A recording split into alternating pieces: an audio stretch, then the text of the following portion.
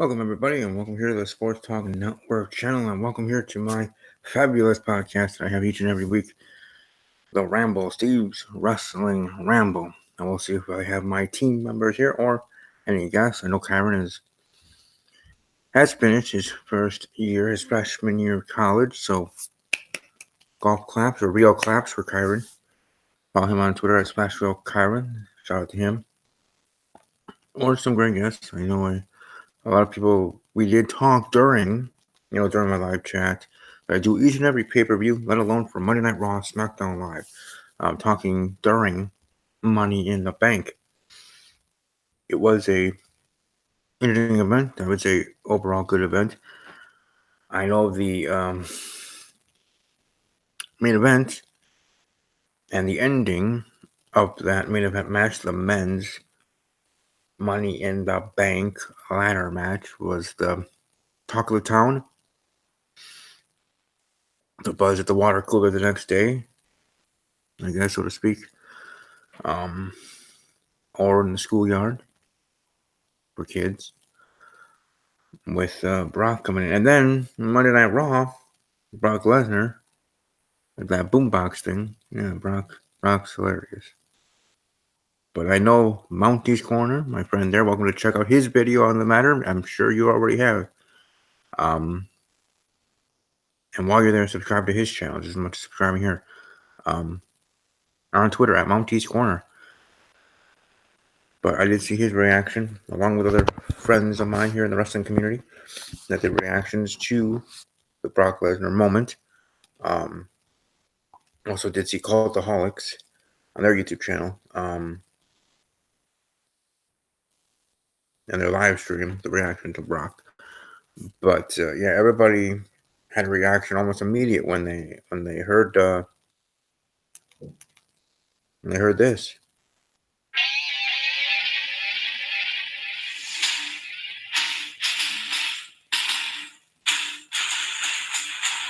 Yeah, pretty much immediate for sure.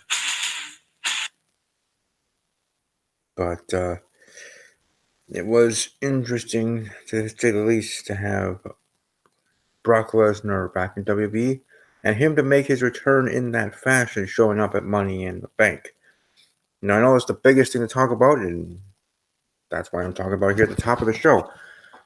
But there are, sorry about that, there are other things to discuss, and I shall do that. We'll talk about the rest of 2019's Money in the Bank, Monday Night Raw, SmackDown Live, subsequently the aftermath of Money in the Bank. And at the end here, I wanted to discuss in regards to WWE, in regards to even AEW, do we really think that there is an AEW effect to what WWE is doing in their booking decisions and just overall decisions in regards to the talent?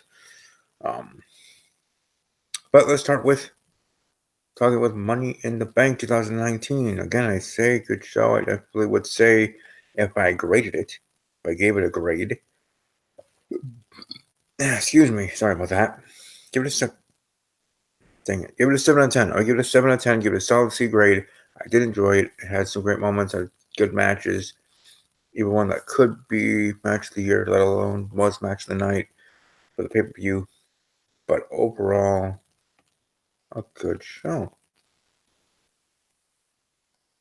Now, as we are on Thursday evening here, tonight, as I do this episode each and every Thursday after Raw and SmackDown air, the thing I wanted to talk about first was that new championship.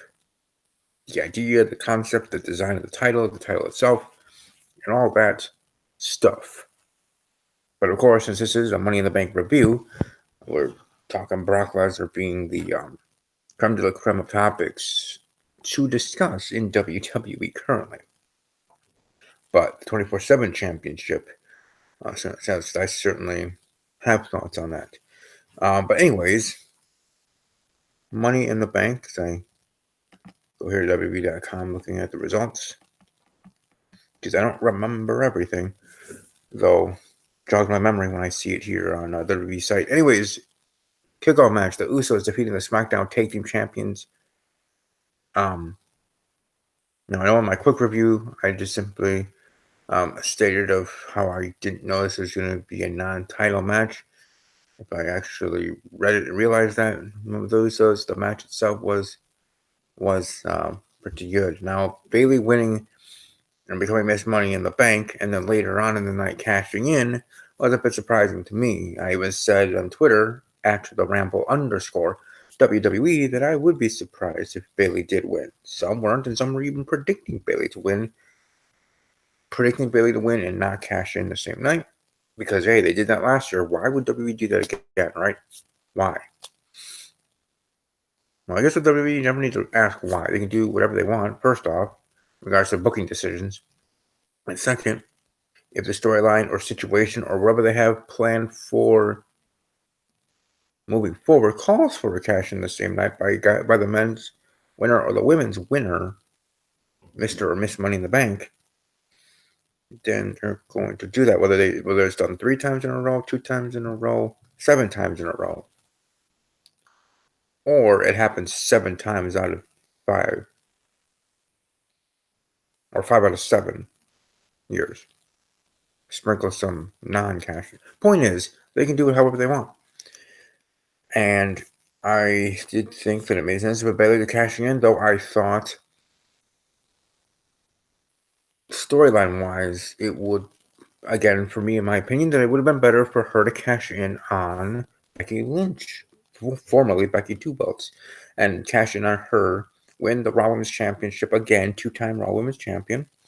Okay, so I get it why they, of course, I mean WWE, why they decided to have and book Becky Lynch to not be cashed in and have Charlotte Flair being the one being cashed in on, and Bayley being the one cashing in on her, of course, as Miss Money in the Bank, and then winning and successfully doing so. It would have been interesting, though, because Bayley is a face, and usually when a face wins that briefcase, especially if you've seen in the men's side, but here, this is going to be the 3rd time for the women's in its short history, to have their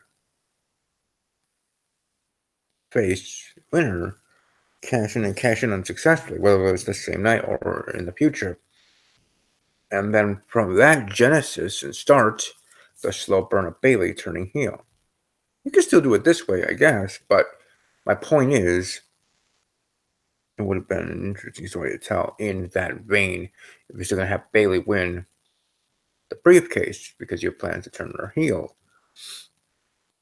And maybe set up a great match as her being a heel at SummerSlam against Charlotte or Becky or whoever. It won't be against Sasha Banks because I think she's gone. She could be that surprise person that I know I would have predicted if I did an AEW prediction for Double or Nothing, which I'm not going to be.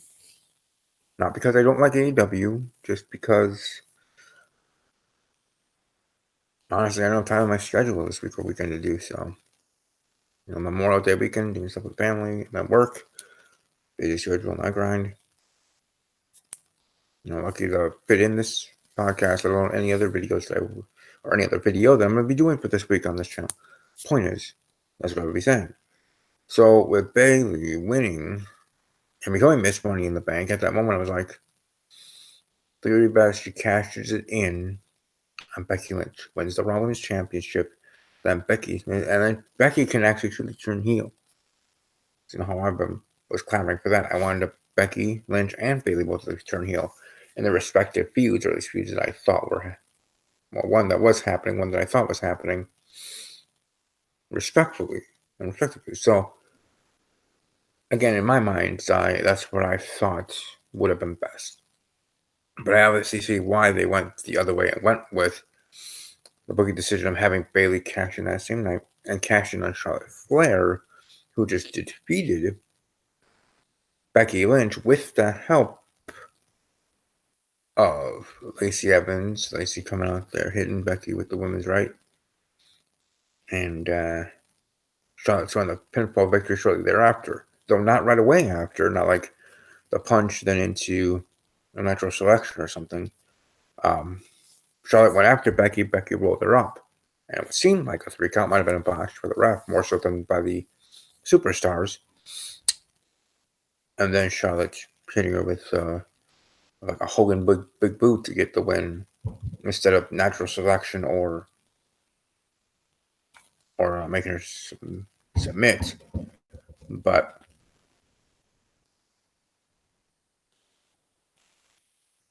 in the end, Bayley is the new SmackDown Women's Champion. And that is cool. For sure. Then you have the WWE Championship, the Universal Championship, both with their champions successfully defending their titles at Money in the Bank match. It was nice also to see the Cruiserweight match, the Cruiserweight Championship and the Cruiserweight match not being on the pre-show. It simply just, that was nice in itself. Now, we also had Rey Mysterio defeating Samoa Joe to become the new United States Champion. Samoa Joe attacking Rey afterwards. And now Joe is demanding Rey to be the man he knows he is and hand him back the title. We're going to have like a Randy Orton Triple H moment on Raw next week, like we did on that Raw years ago when Randall Keith, bit in Triple H's face. Probably not. I don't think they're going to regurgitate that moment.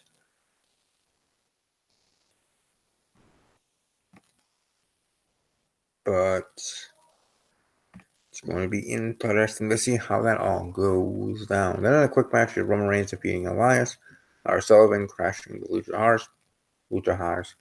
Lucha House Party. And then, of course, like I said, Money in the Bank, Brock Lesnar winning that. Coming out of nowhere, being the 8th guy, Sami Zayn, who was attacked earlier in the night by Braun, by whoever. Braun trying to get into the match, talking to Triple H, and Triple H is just saying, nah, dude.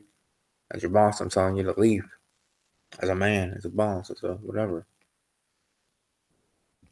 So, and he didn't do it by like threatening to kick his ass or anything physically as Triple H, this wrestler, but as Triple H, the boss, the one with growth, the one with power, the COO, right? COO of WWE. That's how he's doing. If on the show, so it wasn't going to be Braun Strowman. Some thought it was going to be Bray Wyatt, maybe Luke Harper, and a random thoughts. I know, hey, why not? Or Alberto Del Rio returns, CM Punk returns. You know, those crazy theories. I'm sure someone on Twitter suggested that as a joke or serious. Well, that's fine.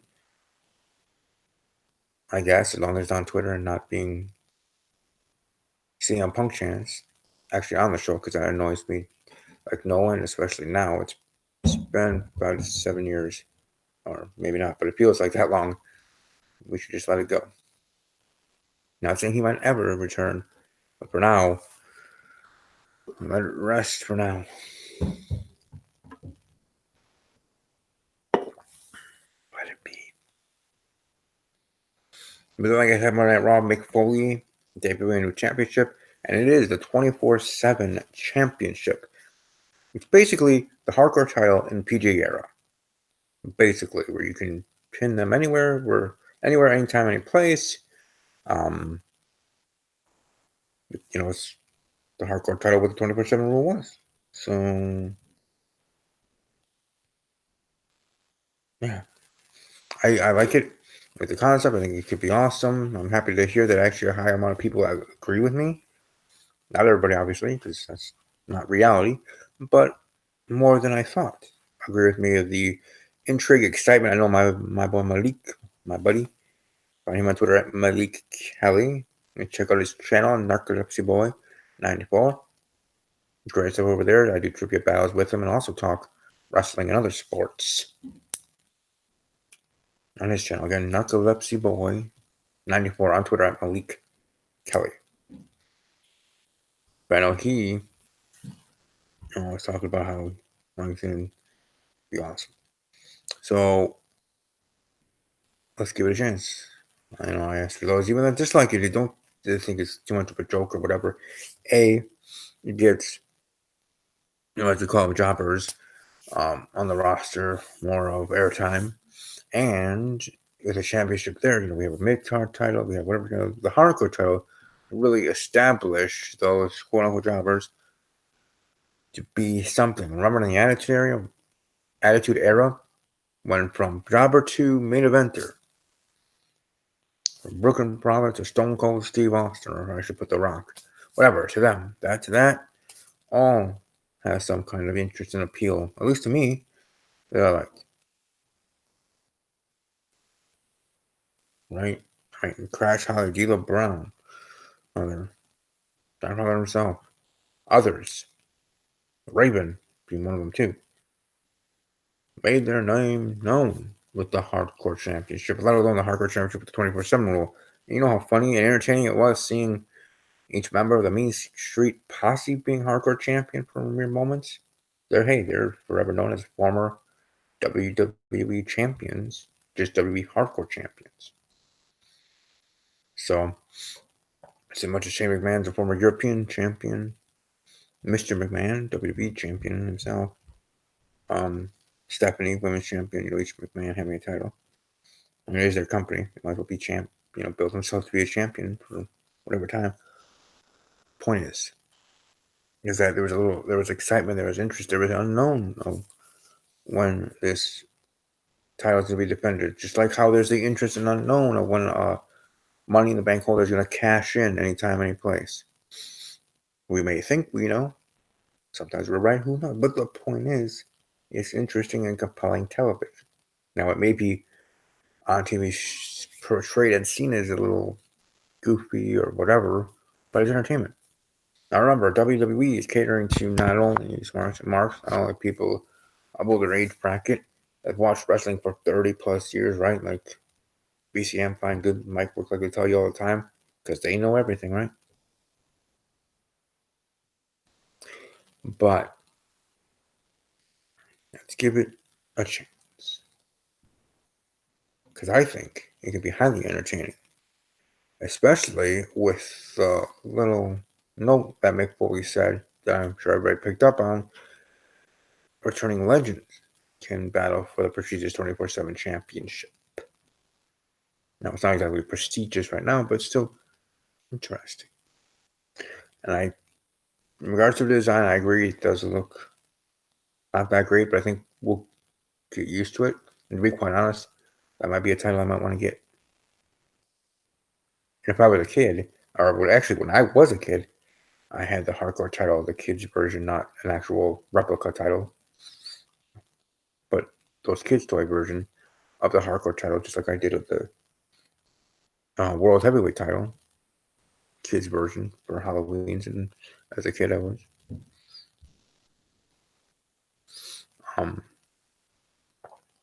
But battling my friend and us wrestling all over the place and actually using objects and stuff like that.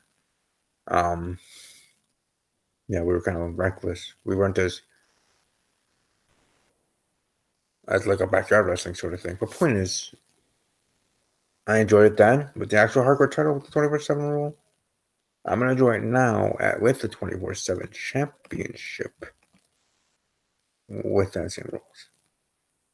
It's gonna be very entertaining and very telling to see how it goes down in that regard. I think it's gonna be great. I think it's gonna be entertaining. You know, also gonna be entertaining is Brock Lesnar with that briefcase. Now next week they're gonna be coming back and saying who they're gonna cash in on, who you're gonna make it known they're not just gonna surprise them and cash in and win the title. And do things the other way. Could that actually mean Brock Lesnar unsuccessful cash in? Maybe. That could hurt his credibility. And he can be part of a title picture, whatever he dang well pleases. That's how it works for Brock. But still interesting to me, see. And I'm highly entertained with Brock Lesnar being the Mr. Money in the Bank.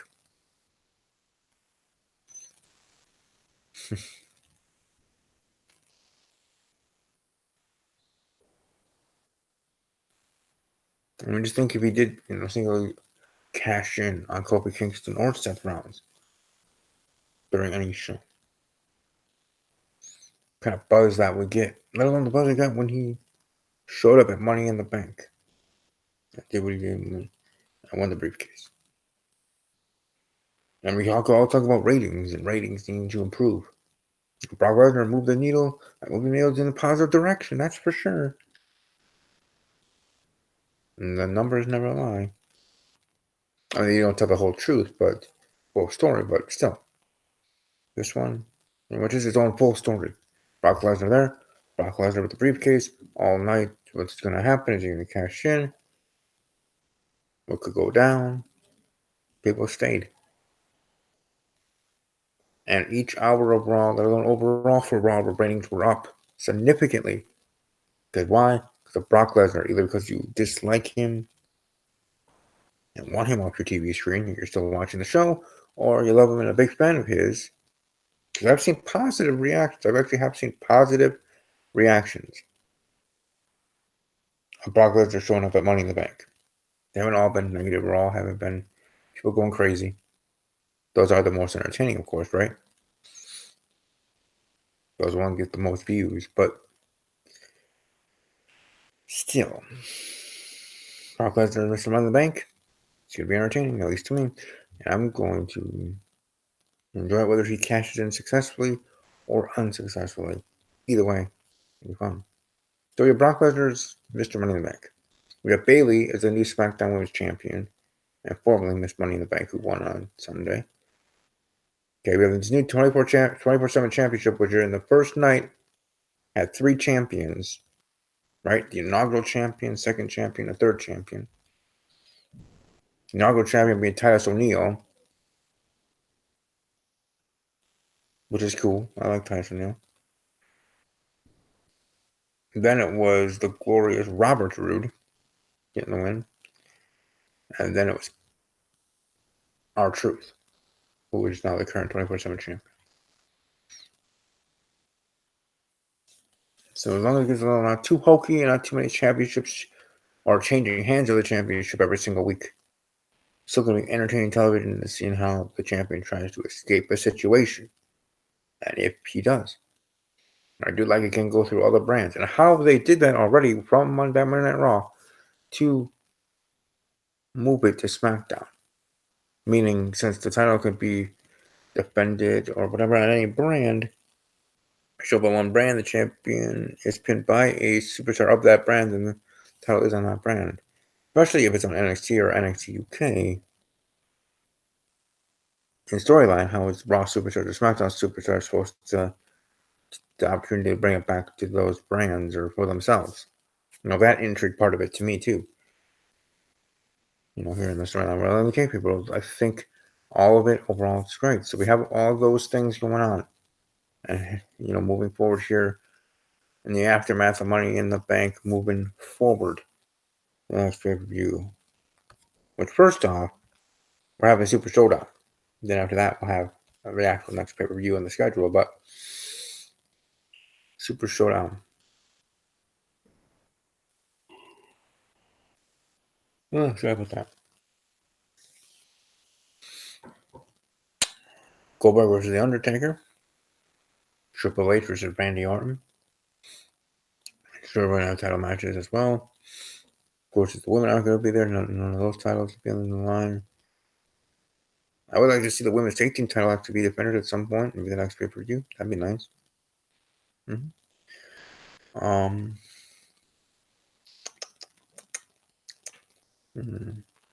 would have been interesting if they had a briefcase we had for the men and women. If we have one for the men's tag team division, the women's tag team division. No? Alright. But I certainly thought and think that would have been very interesting. Though that's just me. I like all the superstar matches. Would have enjoyed having 4 of them. But hey. But anyways, as it seems, no guest or team members.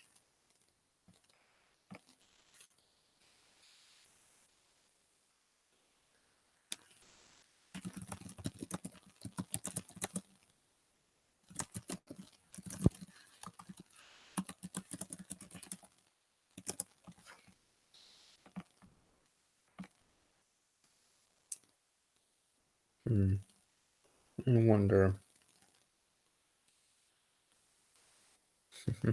It'll be like Brock and have it up to your head. With the boombox then. listening. Wasn't.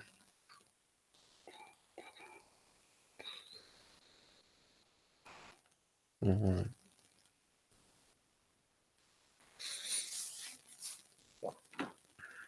no, AEW effect in regards to I don't know. I really. It's like I get it where people think that the start of this company, AEW, that WB is already making booking decisions and superstar contractual decisions because of that. And Luke Harper being kept in WWE and not granted release. Sasha Banks the same. You have to wait until your contract ends, and then just go from there. Might be a little bit of it, but I don't think it's like a total thing. Because if that was the case, a lot more things I would think could be happening and decisions by WWE to then make sure that really no one leaves to create AEW. Keep them all there. Like you're just going to the Bravo disgruntled. They gave him the Raw Tag Team titles for a run. And now they're kind of in a, I guess, funny storyline in regards with the Usos. Which to some is entertaining, to some is dumb. But for anything, you're going to have conflicting opinions. That's why it's always nice when I have guests on here or my team members to get their thoughts on things because they're not always agreeing with me. And that's fine. I mean, on my own show, I don't want yes men or women. You can agree with me if you agree with me. If you don't, you don't. You make it known like Kyron does. He doesn't mince words. He tells it how he sees it. And you're not going to change his mind because that's how his mind thinks. That's how what he thinks of this certain topic. Whether we're talking about a storyline, a match, or a superstar, whatever we're talking about. And I respect that. He's awesome. But in that respect, it's always been interesting. That's why I always enjoy and do enjoy doing podcasts because getting reactions from people, whether there were ones in the wrestling community here on YouTube that are guests on the show, or from you, the fans, the comment section below on Twitter, Facebook sometimes, and other forms of media. It's always fun to hear your thoughts and then also when we do the pay-per-view predictions, your thoughts and predictions, all that stuff. It's always good to hear from them. Because that's point of view. Different personalities, different thoughts. Makes for compelling and entertaining show because then it gets you thinking from different points of view. This guy said this, but the other one was saying that. No, which one do you agree with? You make up your own mind by listening to each, like it was a side of a story. And you land where you land on that topic, on that discussion, on that debate. But with Money in the Bank, with the aftermath of it, and everything surrounding things moving forward, it shall be great to see how things go.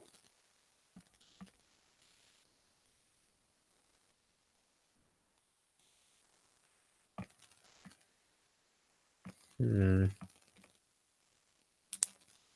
sorry, I didn't see Miraculous Ladybug's on. Yeah, it's a popular show.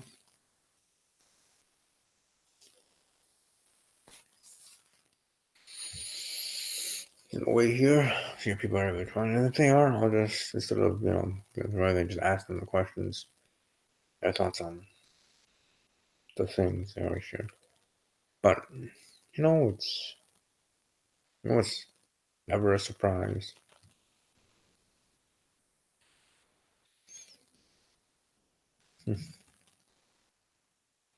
Never sees a surprise me that Broncos there is.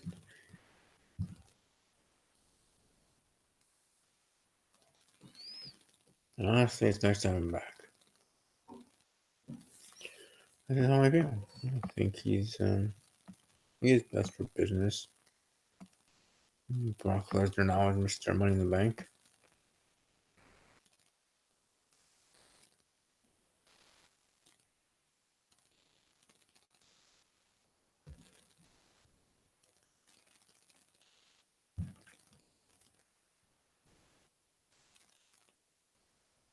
Hmm. No, I'm just gonna stay here live a little bit. See if people will be joining. Um, some saying that they were interested. See if they're able to make it. Hope everyone had a good day. Hope things are going well. School, work, whatever you're doing. It is almost summertime.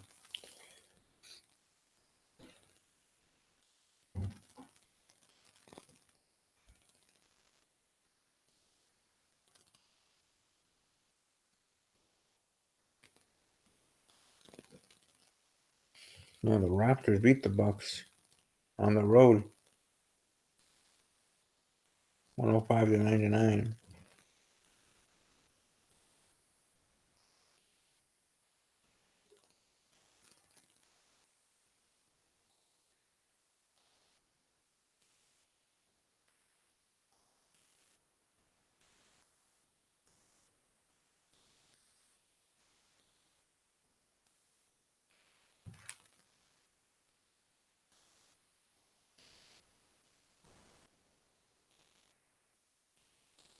Hold on for a moment.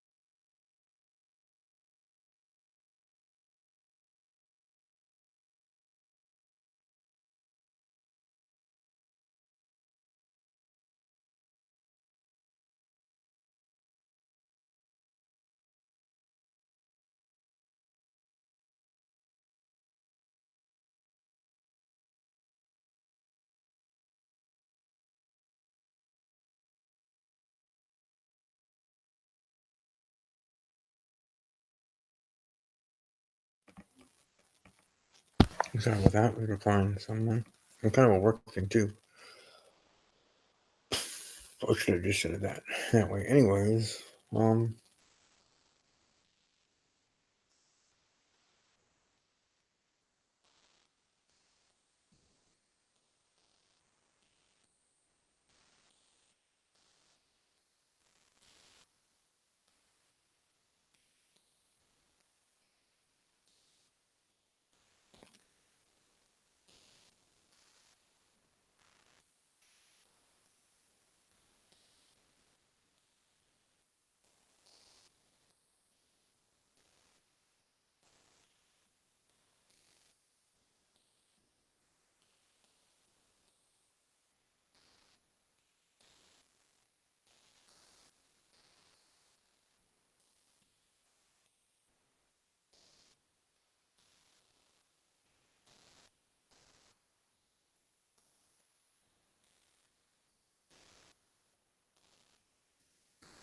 I'm just waiting to see if.